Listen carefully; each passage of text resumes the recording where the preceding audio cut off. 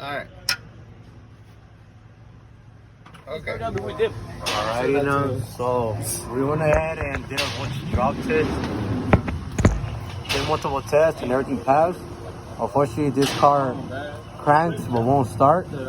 So we're gonna go ahead and replace this starter and see through live test to see if it actually is good or not. This one recently got replaced, and under a month ago, she technically doesn't start anymore. Alrighty now, so what we're gonna go ahead and do is do a bench testing procedure to see if the starter actually works or not. We got this from O'Reilly's Auto Shop, so we're gonna go ahead and take this out.